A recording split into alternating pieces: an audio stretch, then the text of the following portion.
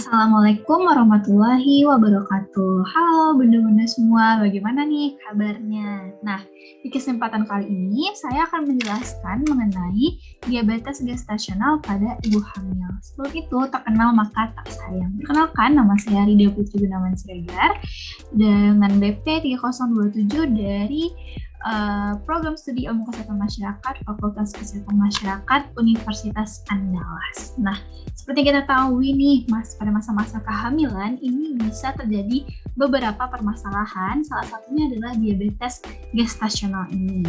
Bunda yang sedang hamil itu tetap menjaga pola makannya ya, apalagi jika berat badan sudah termasuk obesitas. Soalnya nih, obesitas saat hamil ini bisa memicu diabetes gestasional. Nah, yuk kita sama-sama membahas tentang diabetes gestasional pada ibu hamil. Nah, sebelum itu kita harus tahu dulu dong apa sih itu diabetes gestasional. Nah, diabetes gestasional ini adalah diabetes yang muncul pada masa kehamilan dan hanya berlangsung hingga proses melahirkan. Kondisi ini dapat terjadi di usia kehamilan berapapun, namun sering terjadi itu pada saat minggu ke-24 sampai ke-28 kehamilan. Sama dengan diabetes yang biasa, diabetes gestasional ini terjadi ketika tubuh tidak memproduksi cukup insulin untuk mengontrol kadar glukosa dalam darah pada masa kehamilan. Deteksi dini terkait diabetes gestasional ini sangat penting loh Bun untuk bisa mengurangi resiko komplikasi yang mungkin terjadi pada ibu maupun bayi. Selain deteksi dini, diperlukan juga pencegahan serta intervensi bagi para ibu untuk mengurangi angka kejadian diabetes gestasional. WHO dan American Diabetes Association telah membuat panduan untuk manajemen dan intervensi pada ibu hamil dengan riwayat diabetes maupun diabetes gestasional.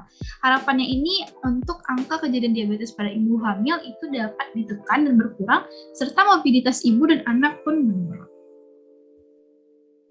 Nah, selanjutnya kita akan membahas tentang apa saja sih gejala dari diabetes gestasional ini, ya. Gejala diabetes saat kehamilan ini muncul ketika kadar gula darah melonjak tinggi atau yang disebut dengan hiperglikemia. Di antaranya itu bisa ditandai dengan mulut kering dan sering merasa haus, frekuensi buang air kecil meningkat, tubuh mudah lelah, dan penglihatan buram. Namun perlu diketahui juga nih Bun bahwa tidak semua gejala yang disebutkan tadi itu menandakan diabetes gestasional karena bisa dialami oleh ibu hamil. Oleh karena itu, bicarakan dengan dokter bila bunda-bunda mengalami kondisi seperti yang sudah disebutkan tadi. Nah, setelah mengetahui gejala nih, selanjutnya kita akan mengetahui apa sih penyebab dari diabetes gestasional ini. Sebelum itu, kita harus tahu dulu nih, bagaimana sih angka kejadian diabetes, terutama diabetes gestasional ini di Indonesia. Prevalensi diabetes mellitus gestasional di Indonesia itu sebesar 1,9 sampai 3,6% pada kehamilan umumnya. Pada masa kehamilan, itu kan placenta akan memproduksi lebih banyak hormon seperti hormon estrogen, human placental lactogen, termasuk hormon yang membuat tubuh kebal terhadap insulin, yaitu hormon yang menurunkan kadar gula darah. Nah, akibatnya kadar gula darah meningkat dan menyebabkan diabetes gestasional. Nah, selanjutnya adalah faktor resiko diabetes gestasional. Semua ibu hamil itu berisiko mengalami diabetes gestasional, akan tetapi lebih berisiko terjadi pada ibu hamil dengan faktor-faktor sebagai berikut. Yang pertama ada mengalami PCOS atau Polycystic Ovary Syndrome atau akantosis nigricans, memiliki riwayat diabetes dalam keluarga, pernah mengalami diabetes gestasional pada kehamilan sebelumnya, pernah mengalami keguguran, memiliki riwayat hipertensi, memiliki berat badan berlebih, dan pernah melahirkan anak dengan berat badan 4,5 kg atau lebih. Jadi, diabetes gestasional ini berisiko pada semua ibu hamil, namun lebih berisiko lagi pada ibu hamil yang mengalami hal-hal yang sudah disebutkan tadi. Nah, selanjutnya adalah diagnosis diabetes gestasional. Dokter itu dapat menduga pasien mengalami diabetes gestasional apabila terdapat gejala disertai riwayat medis yang telah kita jelaskan sebelumnya itu. Namun, untuk memastikannya, dokter dapat menjalankan pemeriksaan lanjutan. Seperti yang pertama itu ada namanya tes toleransi glukosa oral atau TTGO awal. Dalam TTGO awal ini, dokter akan memeriksa kadar gula darah pasien 1 jam sebelum dan sesudah diberikan cairan gula. Bila hasil TTGO awal menunjukkan kadar gula darah di atas 130-140, maka dokter akan melakukan tes toleransi glukosa oral lanjutan. Nah, berarti selanjutnya adalah tes toleransi glukosa oral atau TTGO lanjutan. Nah, pada tes ini pasien akan diminta berpuasa semalaman sebelum menjalani tes darah di pagi hari. Setelah darah pertama diambil, dokter akan memberikan air gula dengan kadar gula yang lebih tinggi dibanding TTGO awal. Kemudian kadar gula darah akan diperiksa 3 kali setiap jam. Apabila 2 dari 3 pemeriksaan menunjukkan kadar gula darah tinggi, maka pasien akan didiagnosis menderita diabetes gestasional. Nah, pada pasien yang telah didiagnosis diabetes gestasional, dokter akan menyarankan dilakukannya tes darah secara lebih rutin, terutama pada 3 bulan terakhir masa kehamilan. Bila terjadi komplikasi kehamilan, dokter akan memeriksa fungsi pasenta pasien guna memastikan bayi mendapat oksigen dan nutrisi yang tepat dalam rahim.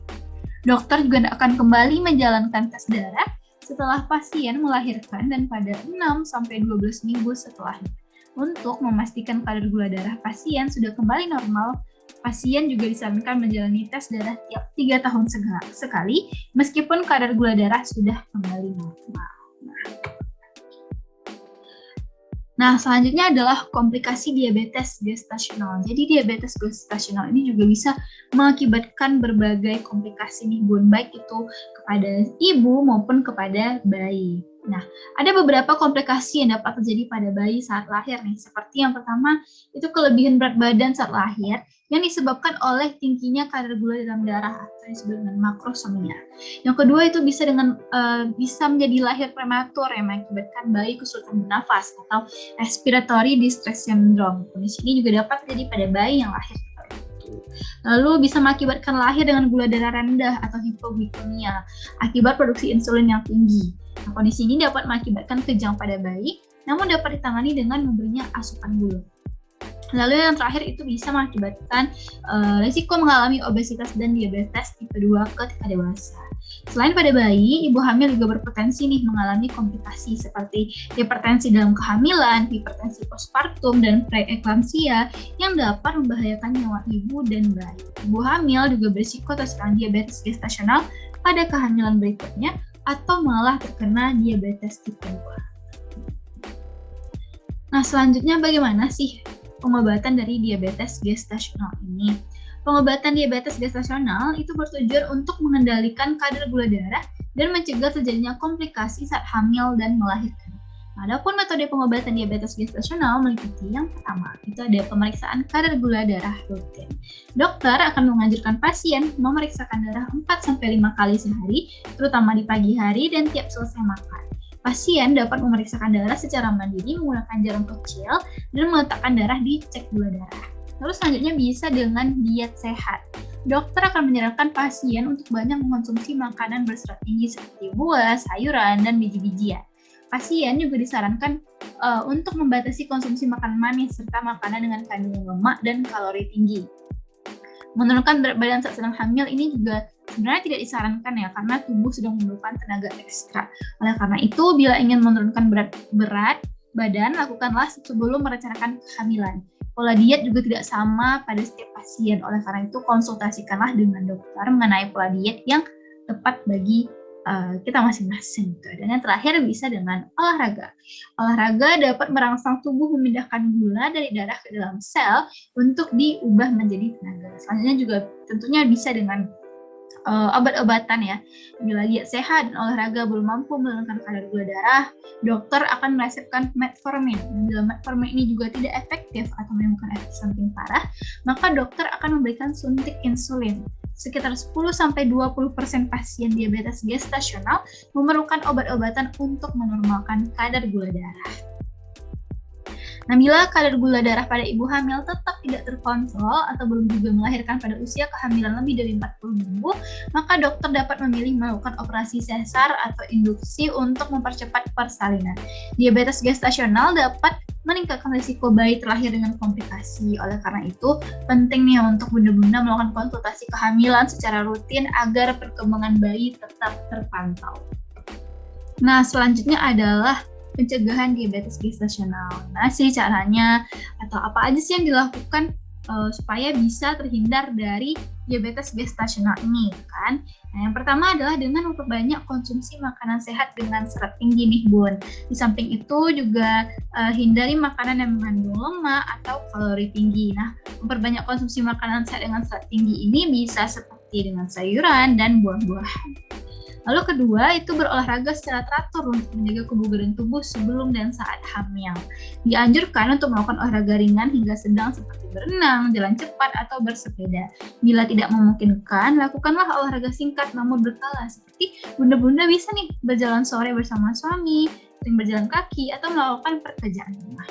Dan selanjutnya itu bisa dengan turunkan berat badan saat merencanakan kehamilan, dengan menjalani pola makan sehat secara permanen. Nah, langkah ini juga akan memberikan manfaat jangka panjang kepada Bunda seperti memiliki jantung sehat. Nah, begitu Bun. Jadi Bunda bisa mengendalikan diabetes gestasional dengan mengkonsumsi makanan sehat, berolahraga, dan jika perlu dengan minum obat.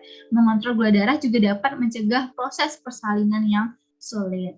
Nah, itu dia Bunda penjelasan mengenai diabetes gestasional pada masa kehamilan. Semoga Bunda-Bunda semua bisa sehat selalu, serta bayi yang dikandung juga bisa sehat dan lancar sampai persalinan.